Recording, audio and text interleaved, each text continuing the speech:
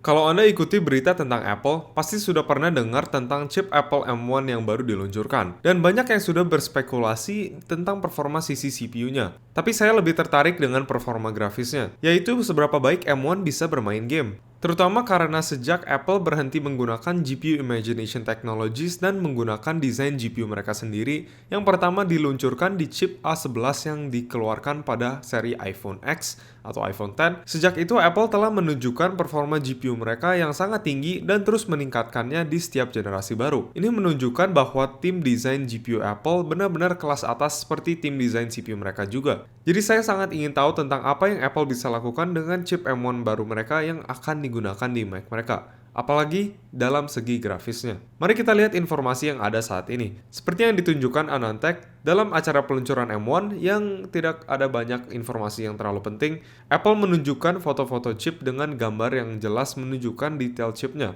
Dan kalau dilihat lebih dekat lagi, maka kita dapat melihat secara keseluruhan desainnya agak mirip dengan chip A14 baru yang mereka luncurkan untuk iPhone 12. Hanya sedikit lebih besar.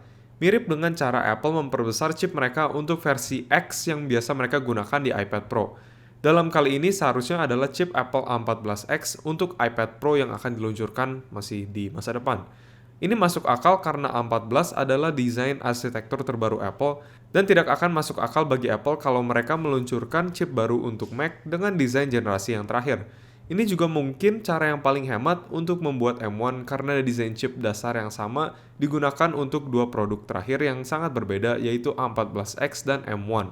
Satu untuk tablet dan satu untuk device seperti laptop dan juga desktop. Hal ini juga memungkinkan untuk berspekulasi tentang performa chip M1 dengan melihat performa chip A14 dan perbedaan performa chip iPad Pro X series sebelumnya yaitu A12X dan A10X. Yang saya akan gunakan untuk melihat performance graphics-nya adalah benchmark baru 3D Mark Wildlife. Dan benchmark ini kompatibel antar platform iOS, Android, dan juga PC. Sehingga secara teori kita harusnya dapat membandingkan skor dari platform manapun dengan satu sama lain. Di sini kita dapat melihat bahwa untuk chip A14 yang ada di iPhone 12 baru, ini adalah chip yang sangat cepat. Tapi yang aneh adalah chip A14 yang baru ini memiliki performance grafis yang lebih rendah daripada chip A13. Mungkin Apple bertujuan untuk meningkatkan efisiensi kali ini, karena saya juga tidak terlalu melihat banyak klaim performance lebih tinggi dari Apple saat mereka meluncing iPhone 12 yang baru. Kemudian kita juga dapat melihat bahwa chip A12X atau Z masih di atas untuk perangkat iOS dengan skor hampir 10.000 poin, sehingga masuk akal Apple masih menggunakannya di iPad Pro karena mereka masih memiliki GPU desain Apple tercepat sejauh ini.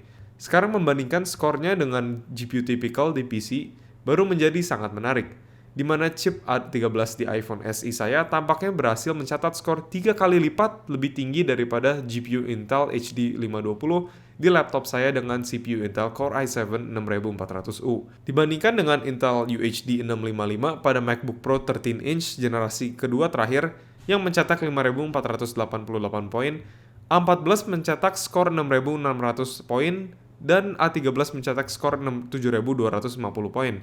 Ya, dari sini sudah jelas GPU Apple jauh di atas performa GPU Intel. Bahkan chip A12 yang lebih tua berhasil mencetak skor lebih tinggi pada 5.680 poin di iPhone XS dan juga 6.170 poin di iPad Air 2019.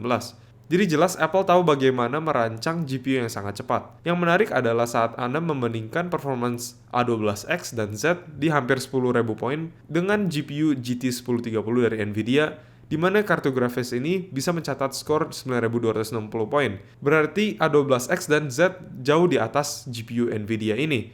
Dan itu benar-benar luar biasa bahwa chip dalam iPad Pro yang didinginkan secara pasif dapat mengalahkan chip grafis Nvidia GeForce GT 1030 dengan power 30 watt. Jika skor 3D Mark Wildlife seakurat yang diklaim 3D Mark, maka Apple memiliki kejutan yang sangat besar dengan chip M1 baru mereka. Kenapa? Ya, mari kita lihat dengan chip A12X dan dibandingkan dengan chip iPad Pro sebelumnya, yaitu A10X. Di sini kita bisa lihat peningkatan performance-nya hampir 2 kali lipat dalam satu generasi. Dan saya katakan hanya satu generasi karena Apple hanya membuat chip X setiap 2 generasi.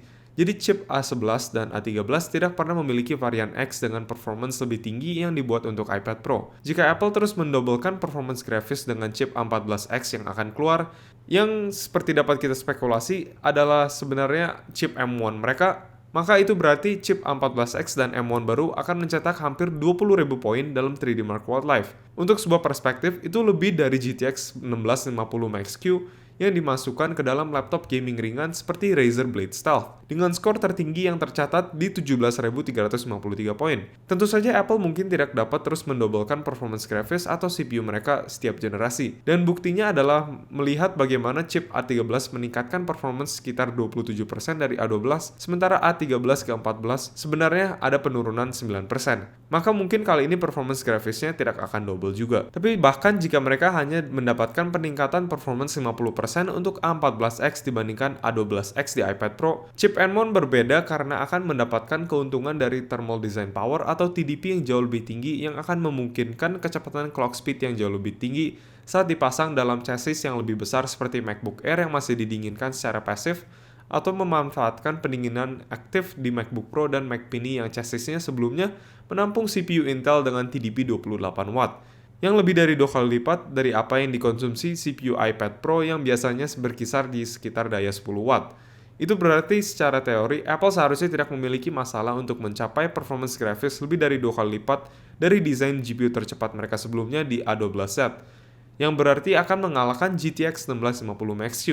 Setidaknya dalam benchmark 3D Mark Wildlife yang kompatibel dengan berbagai platform yang menurut 3D Mark dapat dibandingkan antar berbagai sistem operasi dan juga arsitektur CPU.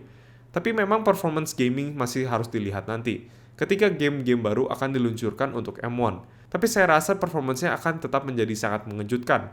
Apalagi di mana MacBook Air dan juga Mac Mini yang harganya bisa dibilang relatif terjangkau dan juga form factor MacBook Air yang sangat tipis dan ringan. Itu saja untuk spekulasi saya kali ini, yang saya pikir spekulasi ini memiliki dasar yang kuat dari melihat performance yang sudah ada dari GPU yang dirancang Apple dan bagaimana mereka meningkatkan dari generasi ke generasi. Jadi antara GPU Nvidia Ampere baru, GPU seri AMD RDNA itu yang baru, dan chip Apple Silicon M1 di Mac yang baru, 2020 tampak seperti tahun yang sangat menarik untuk desain prosesor grafis. Kalau Anda menyukai video ini, tolong klik like dan juga komentar di bawah pendapat Anda tentang Apple M1 karena seperti saya sangat tertarik dengan melihat performance grafisnya. Dan mungkin klik subscribe kalau Anda ingin melihat video tentang teknologi seperti ini. Terima kasih.